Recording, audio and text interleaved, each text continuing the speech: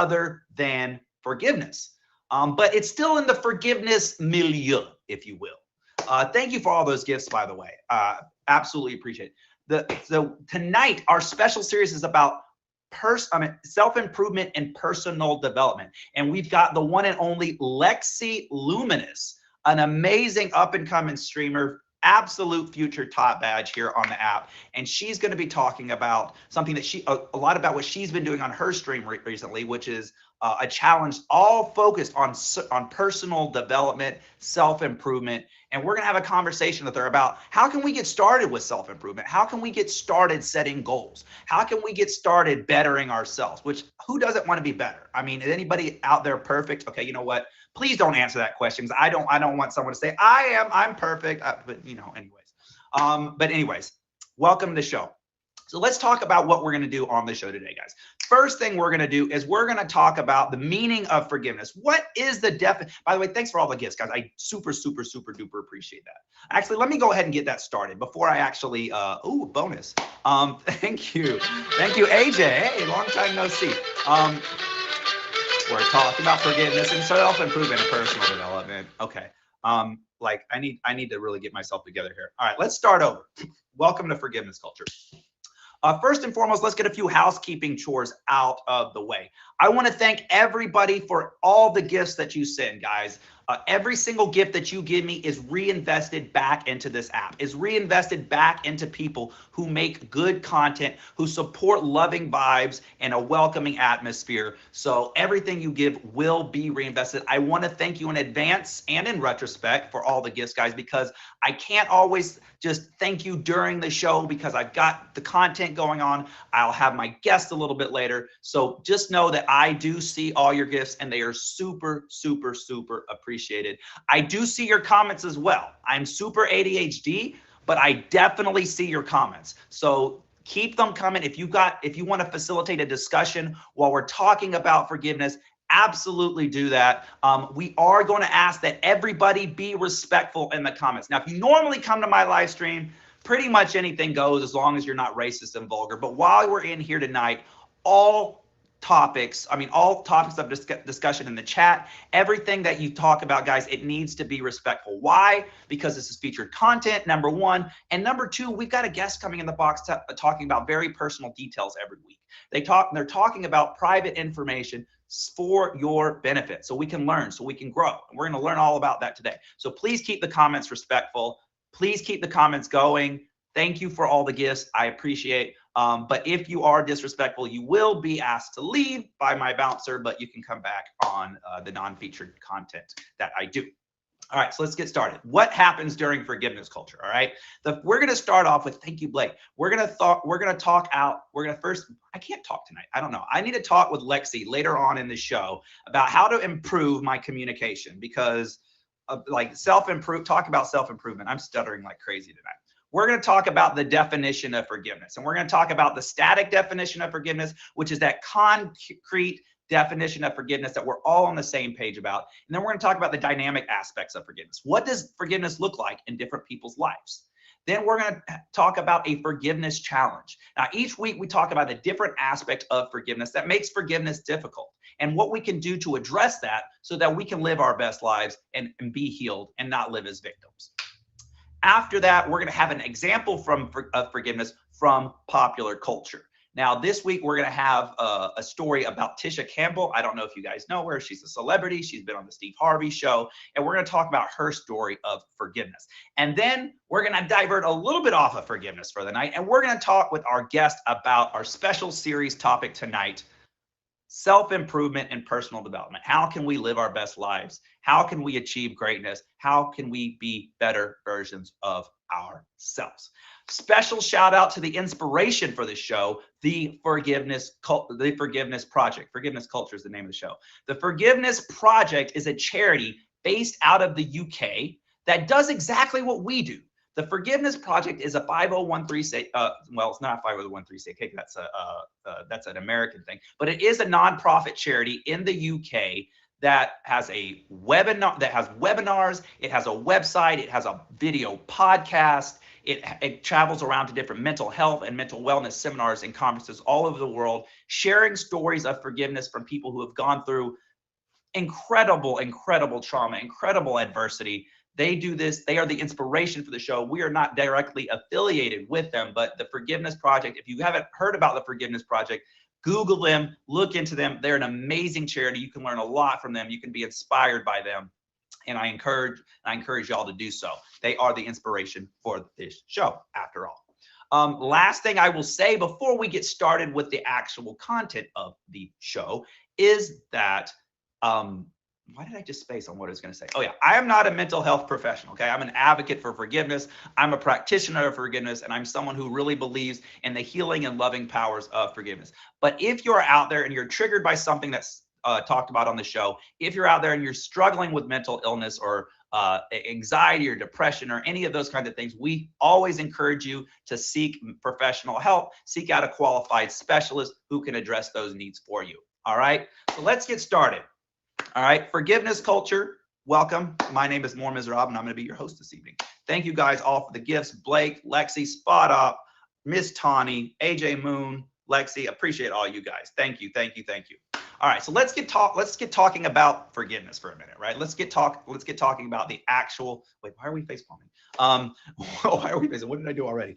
Let's talk about what forgiveness is. Now, when we talk about the definition of forgiveness, it's really important that we have a static definition of forgiveness. The reason that it's important that we have a static definition of forgiveness is people often have a very distorted or misguided idea of what forgiveness is. So we need to be on the same page about what forgiveness is so that we know what we're talking about. So you don't think that Moore is up here talking about something that you're thinking about as something completely different. All right.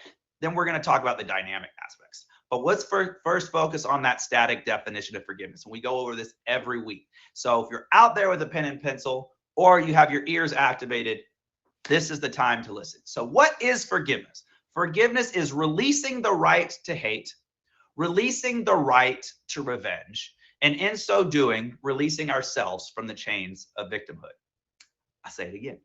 Forgiveness is releasing the right to hate, releasing the right to revenge, and in so doing, releasing ourselves from the chains of victimhood. Now, this is very similar to any definition you'll get a Merriam-Webster's dictionary, dictionary.com, an encyclopedia, anything that you get that defines words. That definition is very close. It's a little bit tweaked because it mirrors the definition of not Nelson Mandela. Why am I spacing so much tonight? Desmond Tutu. Desmond Tutu is an archbishop, and he is one of the leading authors and advocates of forgiveness. If you don't know who Desmond Tutu is, I very highly encourage you to Google him. He's got a lot of great information about the topic of forgiveness, but his definition is what we mirror: releasing the right to hate, releasing the right to revenge, and in so doing, releasing ourselves from the chains of victimhood. Now, this is important and it's very healthy to our well-being, but it goes against our nature, right? When somebody hurts us, right, what is our immediate reaction? When somebody hurts us, our reaction is to hurt them back. If someone comes up and slugs you, right, you're going to slug them back. I'm going to attack, right? I'm not just going to sit here and be punked. Or if we don't attack them back, we hold that resentment and hatred inside of our minds and inside of our heart for them, and we hope, we hope they get hurt too. It speaks to a sense of justice inside ourselves. If someone hurts us, they deserve to be hurt back, right? Well, why this is true, and while this does speak to a sense of justice and fairness that resonates within us all, the problem is that shackles us. That response will shackle us into victimhood, because as long as we harbor on to that toxicity and that resentment and that ill will for someone else, that's going to take up energy that we could be giving elsewhere towards things that are productive to ourselves. Now, yes, definitely human nature. What's up, yo, bro? But it builds hatred. Yes, absolutely. It builds up hatred in our hearts and resentment. Now, a lot of people misequate forgiveness with excusing or pardoning. Now, we get a lot of this from the Abrahamic, I can't say that word. I can't say anything tonight. The Abrahamic word of forgiveness that you might find in the Bible or the Torah, which is where we go to God and we ask him for forgiveness and we ask him to pardon our sins, ask him to forget our sins and absolve us, right? That's not what we're talking about when we're talking about forgiveness. We are not saying that when we forgive someone that we are excusing them from the consequences of their actions. And we're going to talk a little bit more about that in a minute and what that means. But just because someone hurts us and we forgive them, that doesn't mean that there are no consequences. That doesn't mean that there are going to be repercussions. All it means is that we're releasing that hatred, we're releasing that resentment towards them so that we're not victimizing ourselves. We're not harboring on to ill will that's going to prevent us from living our best life. Now, let me tell you why that's important. When we hold on to hatred, a few things happen. It's, first of all, as I've said, it victimizes us because it puts us into a victim role against the person who hurts us, which is not where we want to be. We want to be in a position of power. We want to be in a position of independence. So when somebody hurts us and we hold on to that hatred, we hold on to that ill will, we hold on to that revenge mindedness, what happens is that person is off living their life doing their own thing. They're not thinking about you. They're not an active part in your life, most likely. The person that is affected by this every day, your unforgiveness, is you. That person is not being affected by your unforgiveness. The person that's being affected is you. And the problem is that we end up subconsciously or consciously taking that ill will and that hatred that we're harboring on ourselves and that hurt, and we end up hurting people in our lives. And the problem with that is that it's usually people that we love or people that we're close with or we interact with on a daily basis. So someone hurts us and we're harboring on to that. We're holding on to that hatred. We're holding on to that unforgiveness. And we indirectly take that out on the people that we care about, maybe our friends, our family, our spouse, our boyfriend, our girlfriend, our kids, our coworkers. And so the thing is that while unforgiveness, while holding on to that resentment, gives us a misguided sense of power, right? It gives us a misguided sense of control. Like, I'm not letting go of this. I'm going to hold on to this. It's like it almost feels like it makes us tough in a weird way. The problem is it's making us weaker. And because we're giving that person who hurt us more power. So what happens is that person hurts us, we hold on to that. And now, not only does that person have power over you because you're dwelling on it and you're letting it control your life, but now you're letting it control the people that you care about because you're taking that negative energy out on the people you care about, most likely. Who's ever heard the expression, hurt people hurt people?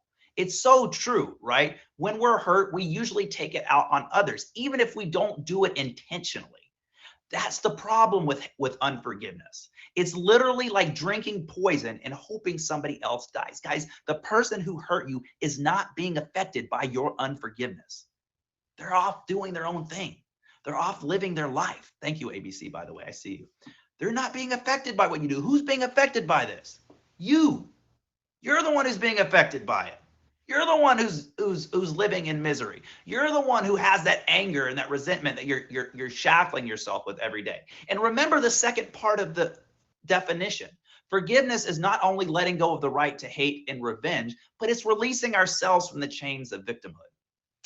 Forgiveness is equal to freedom. Both two F words, not the bad F word. Forgiveness is equal to freedom. Remember, guys, forgiveness is first and foremost for who? Forgiveness is first and foremost for ourselves. It's not for the other person. While the other person can benefit from our forgiveness under the right circumstances, forgiveness is first and foremost for us because we want to be free of that animosity. We want to be free to live our best life. We don't want to be chained by that. Now, if you notice in the definition, it says, I'm releasing the right to hate. I'm releasing the right to revenge. So you may be sitting there and you're like, okay, someone hurt me and I'm not like actively seeking revenge against them, right? I'm not actively hating them on a day-to-day basis. But if I wanted to, they deserve it. Has anybody ever felt that way about someone who's hurt them? You're like, okay, I'm not like hurting them back, but if I wanted to, they deserve it. Put a 1 in the comment section if that's you. Like, I haven't done anything against you yet, but if I did, you would deserve it. The problem with that is even if you're not actively hating that person, even if you're not actively taking revenge against that person, that is mental energy that you are allowing that person to have rent free in your brain and in your heart and in your and in your spirit. Why would you let that person have any more energy over you? Why give them any more? The best revenge you can take against someone is showing them that what they did has no effect on you, that you're better than them, that you're rising above. Like, bro, you hurt me and I'm still living my best life. Take that. I'm not letting you suck my energy. I'm not letting you suck my love. I'm not letting you suck all the okay, now I just realized by saying suck so many times, okay. Let me use a different word. I'm not letting you take any of my energy and my good vibes or my power or my control. I'm taking control of my own life back. Yeah, drain. That's a better word. Although you can get in trouble with drain too, but we're not going to go there. We're not going to go there. Guys, is it hot in me? Is it hot in here to me? Is it just you? Anyways, guys, welcome to Forgiveness Culture. So really important to remember, right? Please, ABC, don't speak it into existence. All right. Or at least let's hope we stay live tonight. All right. Let's not have Forgiveness Culture offline like we streamed last night offline. Right. That was bizarre. Anyways, back on track. This is Forgiveness Culture with your host, More Miserab. Every week we talk about the healing powers that can be found in forgiveness. And we have guests on the show who talk about a forgiveness story from their life that they share with us. And they talk about how they came to forgive that person and how their life is better because of that person. Now, this week we're doing something a little bit different. This week we have a special series episode going on where our guest is not going to be talking about a forgiveness story. We're going to be talking about a themed topic. And this week the topic is self-improvement and personal development. And we've got an amazing guest in Lexi Luminous who's going to come on in about 11 minutes. And we're going to talk about that topic. But before we do, let's talk a little bit about the dynamic aspects of forgiveness, right? Now that we have that concrete definition of forgiveness that we can all go by.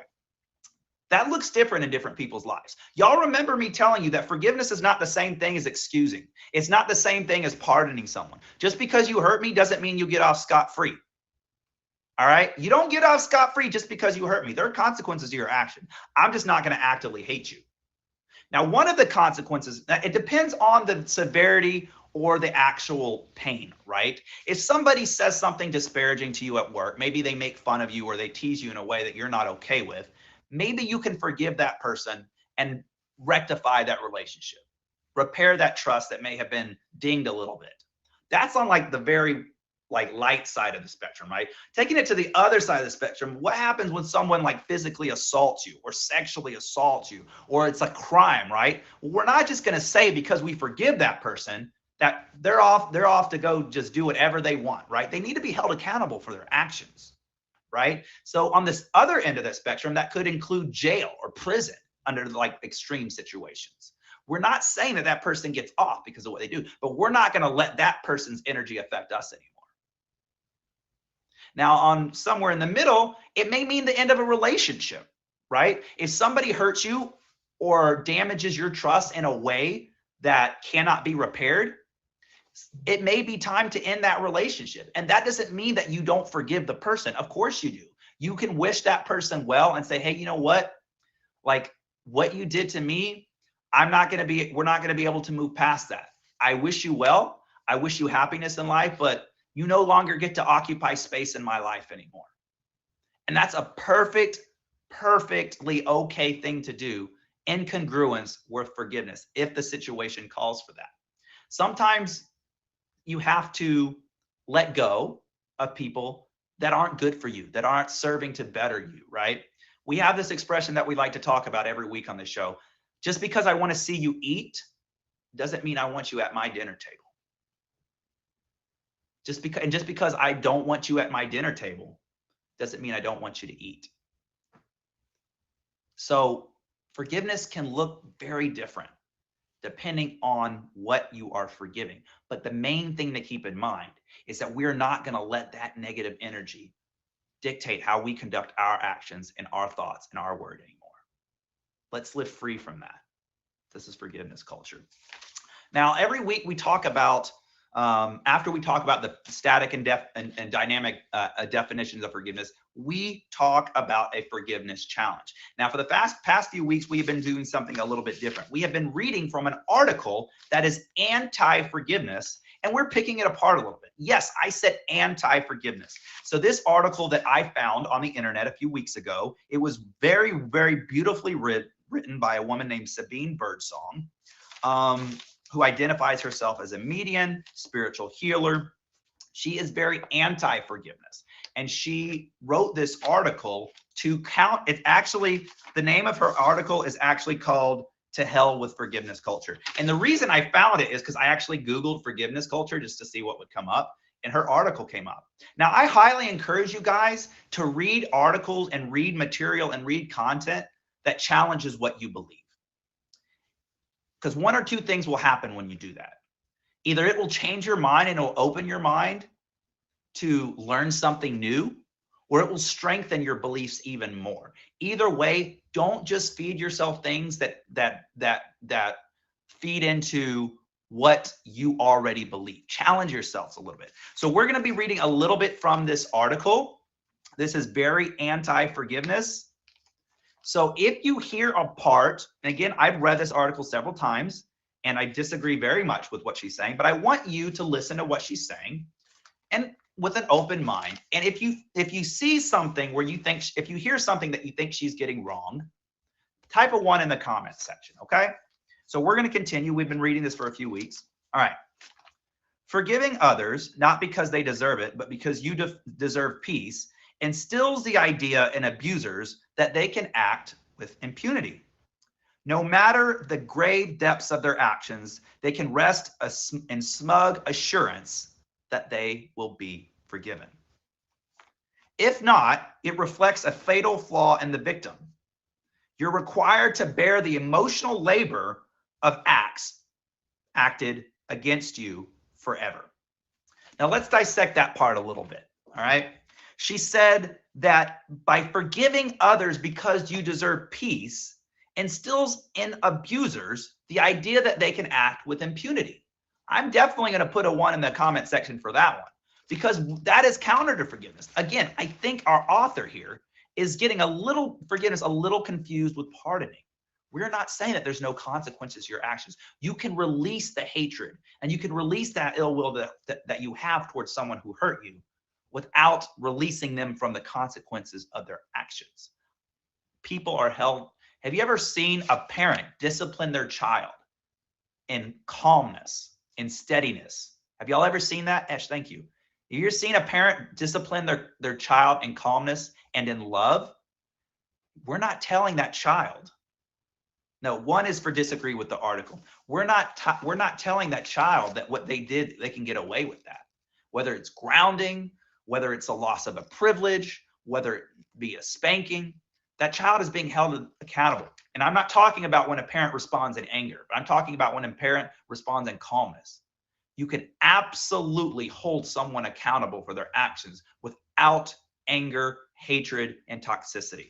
And so I think our author gets that a little bit wrong here. She also says that by forgiveness, you're required to bear the emotional labor of acts perpetuated against you. Now, the crazy thing about that is it's actually the complete opposite. You are releasing yourself from the emotional labor. By holding on to unforgiveness, you're literally holding on to that emotional labor. So I don't know what she's talking about. Like, you're not saying that. I mean, no, it's absolutely untrue. You're not, by forgiving, you are not required, by forgiving, you are required to bear the emotional labor of acts perpetuated against you. Absolutely got it backwards. Absolutely. By holding on to unforgiveness, Christina, by holding on to hatred and holding on to that negative energy, you are bearing that emotional labor every day, whether you realize it or not. If you hold on to that, you are giving that person more power. You are going to go through it every day, either indirectly or directly with the people that you interact with on a day-to-day basis. And you are not going to live your best life. You are going to live your life plagued as a victim. All right, let's keep going. I got about 2 more minutes on this. The refusal to forgive someone, especially repeat offenders, is a justifiable response to allow their actions to continue. Let me read that again, and let me tell you why that is absolutely false. The refusal to forgive someone, especially repeat offenders, is a justifiable response to prevent continued actions against them. So what she's saying here basically is, if I choose to not forgive you, I'm preventing you from hurting me anymore. How many of y'all think that's just absolutely backwards? By failing to forgive you, I'm preventing you from hurting me anymore. Perhaps, but you're still holding on to that hurt that led you to that unforgiveness in the first place. Think about that. I'll say that again. Even if you prevent them from hurting you again by holding on to forgiveness, you're still allowing them to hurt you over and over and over for the hurt that led to the unforgiveness in the first place. So no, it does not allow them to continue, because guys, remember, you are allowed to hold people accountable when you forgive them. If you need to cut them out of your life, cut them out of your life. But don't do it with bitterness and hatred in your heart. Release them. Say, guess what? I wish you well, but you're not a part of my life anymore. And I'm not going to let that hurt dictate how I live anymore. I will hold you accountable for what you've done, but I'm not going to hate you.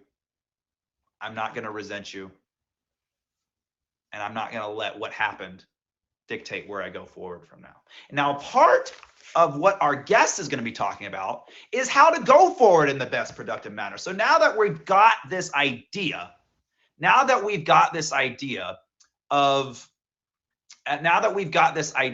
of letting go of that hatred, and we want to get ourselves in a position to live our best life, how do we get on that path of self-improvement and personal development? Well, our guest tonight, in just a few minutes, is going to get us thinking about ways that we can get on the path of self-improvement and personal development. And she's been doing this on a show on her stream for almost 2 months now. And she's got a lot of great insights. She's really super, super smart. She's a sweetheart. So in just a few minutes, Lexi Luminous is going to request that box, and we're going to get started on the conversation of personal development and self-improvement. But before we do that, let me just remind you guys, this is Forgiveness Culture with More Miserable. And every week we talk about the healing powers of forgiveness and how that can open doors for peace in your life. Before we get to our featured guest, y'all, let me talk about a story of forgiveness from popular culture. Now, has anybody ever heard of Tisha Campbell? She's an actress and singer. Does anybody know who Tisha Campbell is? I'm not really familiar with her, but apparently she's a famous singer and actress. She was on the Steve Harvey show. And so this story comes from her. This is a forgiveness story about Tisha Campbell. She was talking about, did my voice just crack? Welcome to Forgiveness Culture. This is More Miserable. She was talking about when she was a little girl. She was talking about she was sexually abused by a family member who was much older than her. And she lived in trauma from this sexual assault for many, many years. And what's weird is, and I can't relate to this, but apparently this is a common occurrence with people who have been through trauma, is she always lived with guilt. She said, while she knew that what he did was wrong, and while she had hatred towards him for what she did, she lived with an unexplainable sense of guilt. And she said that she learned that when she holds on to the anger and all those negative emotions, when she holds on to that, she's also holding on to negative feelings about herself that are misconstrued or skewed from what she went through. And trauma will do that. Put a 1 in the comment section if you know firsthand that trauma will screw with the way your brain works. It will absolutely just throw a wrench into the way your brain works. And so she was living with all this guilt. She was living with depression and anxiety for years. And she was living with hatred for this man who did that. And while she said she will never excuse him for what he did, and she's never going to, and she said years and years later, he actually wrote a 5-page letter to her apologizing to what he did. And she said she didn't respond to him. She says she has no desire to talk to him. She has no desire to interact with him. But she said eventually she was able to release the hatred she had from him because she realized it was ruining her life. The funny thing about the story is that when she was able to release the hatred, all those misconstrued feelings of guilt that she had for herself that were misplaced were able to subside, because she realized as long as she held on to that anger and that hatred for him, she kept replaying that and got re-traumatized by that every single day. She said it was such a freedom and a relief when she let go of that, because she could also let go of all the other negative attachments to it that it had on her life. It stopped replaying in her mind every day. It stopped affecting how she interacted with others every day. It wasn't an immediate change, she said, but through therapy and letting that go, she's able to live a stronger life right now, and she's no longer plagued by this every day. She was able to sort out those misguided sense of guilt that she felt, all because she was able to release that hatred and that toxicity that she held to this man who didn't deserve any of her energy. If somebody is intentionally hurting you, they do not deserve any of your energy. Don't let them have it. If you're just joining us, my name is More Miserable, and this is Forgiveness Culture, where we talk about forgiveness and the healing powers of forgiveness, and the peace that can be found through forgiveness. Now, normally at this time, we would have our special featured guest come and talk about a time where they had to forgive someone. But we're doing things a little bit differently tonight. Tonight, we're going to have a conversation with one of my favorite streamers on the app, a very, very good friend of mine, Lexi Luminous, and she's going to talk with us about self-improvement and personal development. How can we get to be better people? How can we get to from where we are to where we want to go? And Lexi's going to tell us all about that. So y'all please give a warm welcome and hit the favorite towards my very good friend, Lexi Luminous. How are you, Lexi? I'm good. How are you? I'm doing fantastic. So for those of us who don't know you, tell us a little bit about yourself, what you do here on the app, and help us get to know you a little bit. So hello, I'm Lexi. I've been streaming for almost 2 years. I get nervous really easy, even though I've been streaming for 2 years. No, on a real note, like I'm a psychology major. I'm in school right now, getting my master's in forensic mental health counseling. I also work at a psychiatric hospital. I've been working in the field for about 2 years. So this subject in general is like my thing for sure. Now, you've been doing a 60-day unbothered challenge in your stream that relates to self-improvement and personal development. For those of us who haven't been in your stream and we don't know about that, can you tell us about what is the unbothered challenge and what inspired you to do this? Yeah, so it's this really cool, it's like an actual book. It's 60 days. According to research I've done, you have to do something consecutively 60 days in a row to either make or break a habit. And I just found this book randomly on Instagram. It was like an advertisement. And it's a set. There's other books that come along with it, but I chose to do this one first and to do it on live in general, just because I wanted to hold myself accountable. So I kind of wanted to do it a little bit publicly, but I also feel like this challenge and the exercises and prompts that we were practicing throughout the past now 51 days are just really useful tools that could help people in my audience, whether or not they're participating in the challenge. Is obviously new people come into your stream every single day, so not everyone knows what's going on, but it's definitely something nice that people can listen to. So what does it mean to be unbothered as far as the book is concerned, or the program or the challenge? For me, when you are unbothered, it means you are able to let go of things easier, whether it's anger or resentment or any type of feeling that isn't quite positive.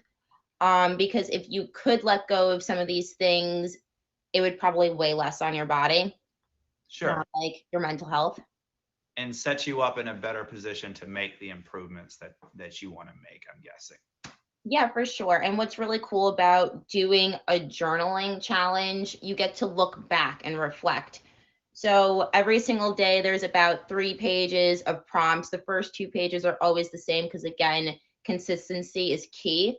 Um, and it really just makes you dive in and like really write down what you're already thinking about. But when you go back and reflect, it kind of makes you think a little bit more about why you feel the way you do.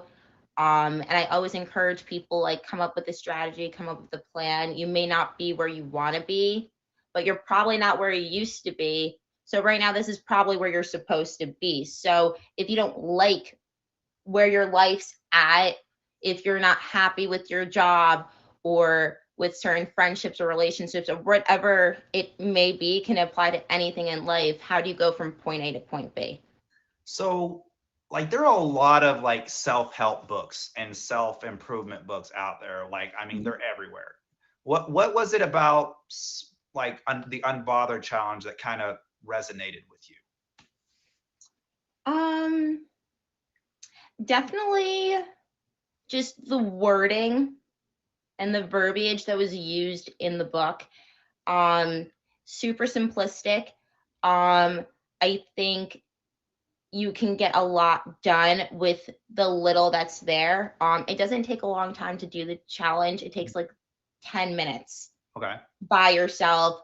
Of course, I'm reading it out loud on live, so it'll probably take like 20, 30 minutes. Some people can't write as quickly as others. Um, yeah. Yeah, I was fortunate enough to participate a couple times in your challenge. And I noticed there's like a really strong emphasis on self-love, like loving yourself. What do you think the connection between loving yourself and like personal development improvement is? Why is that important? To me, self-love is kind of like a state of appreciation, for lack of better terms. So, you're doing things for yourself to help you grow in all types of aspects, whether it's physical or spiritual or mental, or maybe all of the above. And by doing said types of actions, that right there is like the connection to developing into a better person or a more improved version of yourself. Right. So what works for you? What are some of the ways that you show your self-love? Um, a lot of little self-care. Um, if you're a heavy streamer, like, take a break. That extra hour streaming doesn't really matter. Or put a face mask on, do a facial, get your nails done. Like, do just little things, treat yourself. Me personally, I'm the type of person who puts people before myself sometimes. So something that I've been trying to improve on is just taking care of me. It's kind of like the app. It like it'll get deleted one day, but you're still going to be around. So all the energy that you put into others needs to be focused on yourself for sure. Absolutely. So if someone out there struggles with self-love, maybe they're hypercritical of themselves, or maybe they have really low self-esteem, what would you say, just based on kind of the the journey that you've been on, what would be some good first steps for them to start showing love for themselves? Well, I think that's a little situational, but for example, I think for those who are very maybe critical of themselves, this is like maybe like my inner psychologist talking, but like there's like a root to like that feeling. There's something that stemmed from. So kind of like how I mentioned before, how do you go from point A to point B? So it's a little hard to really like dive into that because it could be so situational for everyone. Something I constantly reminded people in the challenge, like your thoughts and feelings are like, and your perception is your reality. So the way you perceive something is completely valid, but how do you see something a little bit different? Right. Absolutely. I know that one of the things that when you're on a journey like this, and I've always said that self-improvement and personal development is a lifelong journey. As a matter of fact, one of the things I hate when people do is like when like who's ever heard this when you're single, right? People like, or when you after a breakup, they're like, oh yeah, just use this time to focus on yourself and work on yourself. And I'm like, I hate it when people say that because I'm like, you should never like stop working on yourself. Like, do you just like stop working on yourself because you're in a relationship? No, of course I'm working on myself, but I'm always working on myself. I don't know. Like I've always found that to be a little weird. But one of the things when we're on that kind of journey towards bettering ourselves that we have to deal with is setbacks and failures. And I don't know about you, but I'm one of those people, I'm like super, if I fail or if I mess up, I'm like super hard on myself. I beat myself up over and over again. So, and I know that you're kind of the same way. So doing this challenge and working on this journey of growth, when we get that way and we start beating ourselves up, how can we get ourselves back on track? Um, I think something that helps me is the constant reflecting. And I think that's partly because of the whole journaling thing. But again, like perception's your reality. I think when people are faced with what they'd consider a crisis, or if you're dealing with some type of very stressful event, it's hard to think clearly. I like to do, like a 48-hour rule, like try not to react, try not to make drastic decisions. Um, Again, really like dissect situations. Like you might have something big going on, but if you really look at that situation and actually try to break it into subpars or sections. That's kind of like you making a plan on how to tackle how you're going to react. How are we going to maybe resolve the situation? How can I maybe turn this negative situation into a positive one, redirect it?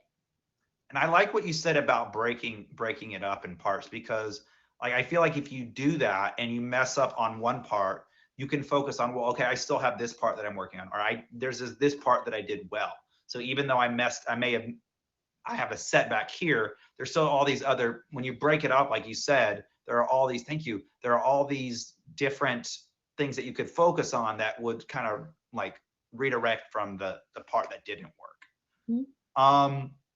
Can you tell us about a time or experience that looking back, that you would have done something differently if you were showing yourself the proper love that you've learned to through this challenge to give yourself? Um, If not, we can circle back to it. It's all good. We can absolutely. I think like the easiest thing to throw out there that everyone could relate to, like relationships. I always love using relationship examples because I have a lot of relationship examples to give that didn't work well. So, Shout out. um, I definitely found myself in relationships and situations where I didn't do a lot of self-love. I didn't put myself first for the sake of making my partner happy, maybe, or making them not angry, or just doing everything in your power to put someone on a pedestal to show them that, you care about them, and it's maybe not getting reciprocated. And when it comes to healing from that and going into other relationships, that kind of builds up walls and barriers and a lot of obstacles for you to break down and be vulnerable again and love yourself as well as another partner. I think something that I took away from this challenge is um, just like a lot of realization. I think kind of like, again, I kind of sort of said this before. You know your faults, you know your flaws. You are in your head every day, know what's going on, but then you like actually put it to pen and paper, and like you have to say it. So it just makes you look at things in a different perspective. It's a little hard to describe. Yeah. If you're just joining us, this is Forgiveness Culture, and today we are talking about self-improvement and personal development with our very special guest, Miss Lexi Luminous. If you guys have not favorited her already, please do show. She's an amazing streamer. She's got an amazing heart. She's got great shows here on the app. One of the things that kind of reflects kind of what Forgiveness Culture is all about, and kind of reflects um, the self-improvement and personal development, is the concept of giving yourself grace, and allowing yourself room to mess up. Because if you don't mess up, how can you grow, right? Why would what can you say about why that's important? And for you personally, is it easier to give yourself grace or to give others grace? I think for me, it's always easier to give others grace because I'm my own biggest critic, and I'm sure like other people could agree and retweet that maybe. Grace is all about showing kindness even when it's maybe not deserved. In my opinion, that's how I view grace. So I think it's really important to always do unto others as you'd want them to do unto you, but always remember that you need to treat yourself the way you want to be treated so that other people treat you that way as well. I Absolutely. think how you treat yourself and how you view yourself is a fair reflection of how maybe others probably view you and treat you as well. And guys, what Lexi just said is absolutely 100% true. How can you if you're one of these people, and I do it too. If you're someone who beats yourself up, talks down to yourself, treats yourself like crap, how can you then go out in the world and expect others to treat you well and treat you like the king or queen that you are? How you can't treat yourself like crap and then expect other people to treat you well. It's just not going to work that way.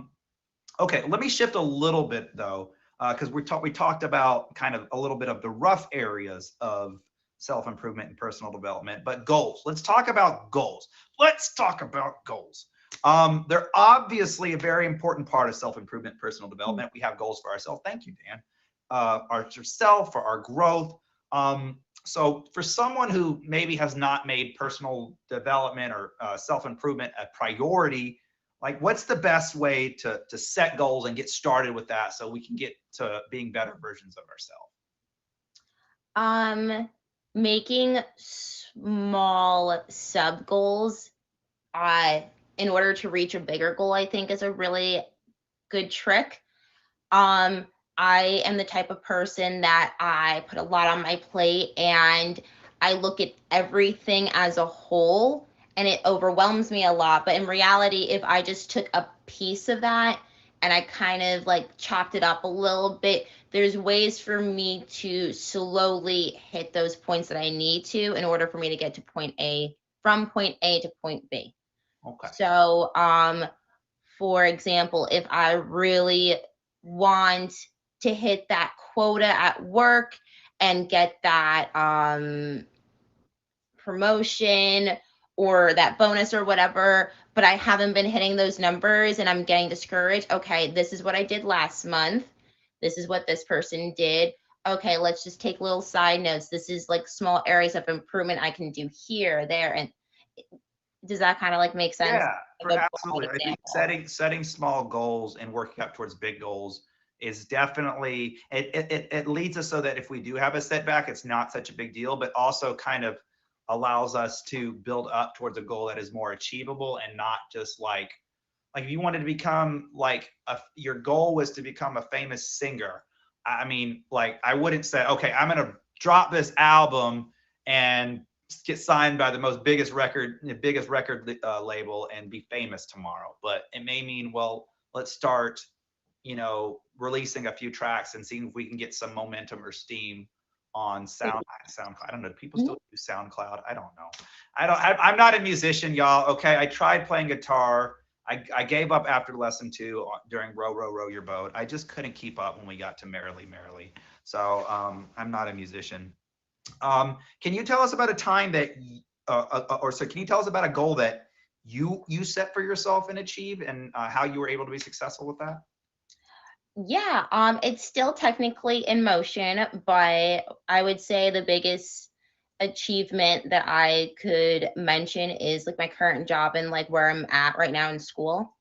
Um, if you spoke to me early college and you told me that I was going to be on my third degree in seventh year of college, I would have definitely laughed at you because I didn't think at first that I could probably handle it. Um, I didn't think I was smart enough or whatever. There's a lot of I can'ts or and I don't thinks that were, in the back of my mind, but I figured things out, what worked for me, what didn't work for me, what parts of the field I liked the most, what and everything in life is like learning curves. You have to do things and experience things to know what you want, what you don't want, what you like, what you don't like, what you're good at, what you're not good at. So, I would definitely say the biggest accomplishment right now is I'm almost done with my master's. I'm working on then getting my license. I work at a really cool psychiatric hospital and I help a lot of people. That's I help awesome. a lot of That's people. awesome. And there's a lot of, I hear a lot of meaning and purpose in what you're doing. It's not just, oh, I just achieved this goal, but there's actual like meaning and purpose in what you're doing, which I mean you're making a difference, which is really really cool. Okay, so I noticed when I participated in the Unbothered Challenge with you, and pretty much any time that I read any material on self-improvement and personal development, there's always this strong focus on visualization, like and like to self actualize and get what you need to be. I need to visualize that.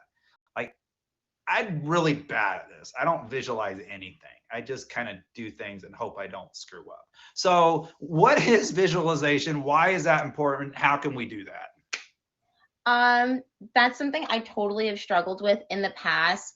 Um, I think that just comes with mindset and self growth. It's something that you just got to work on it a little bit every single day.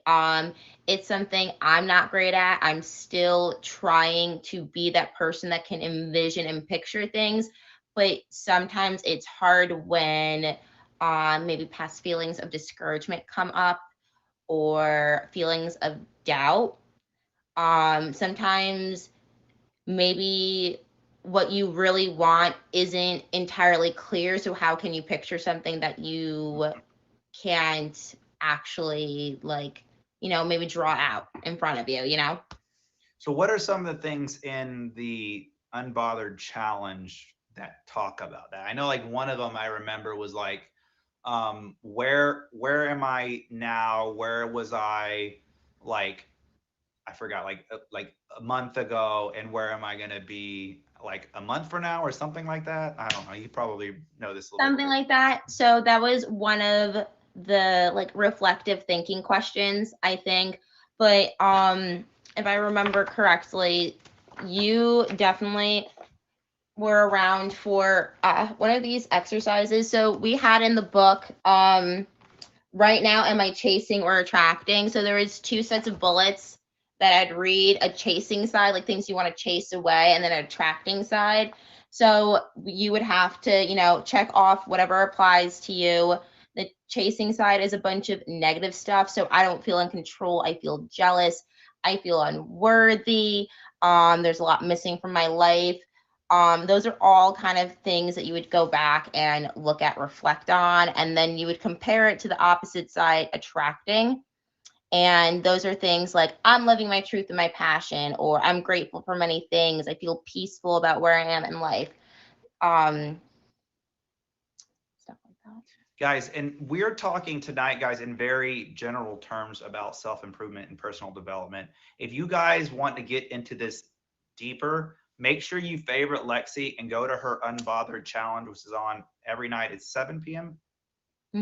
7 p.m. Eastern. And like she goes by this bullet point by bullet point, a lot of visualization, a lot of reflective thinking, and a lot of like, where have I been? One of the things I heard today, which I thought was perfect for what we're talking about tonight, was where have I been, where am I now, and where am I going? So I thought that was pretty cool. How does forgiveness, let's kind of try to come full circle here. So how does forgiveness play into Unbothered?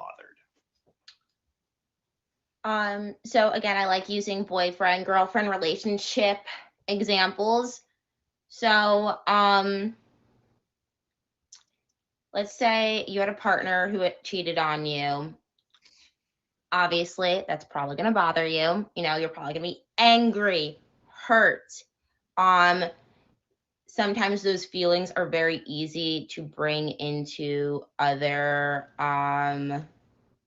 relationships. So, I'm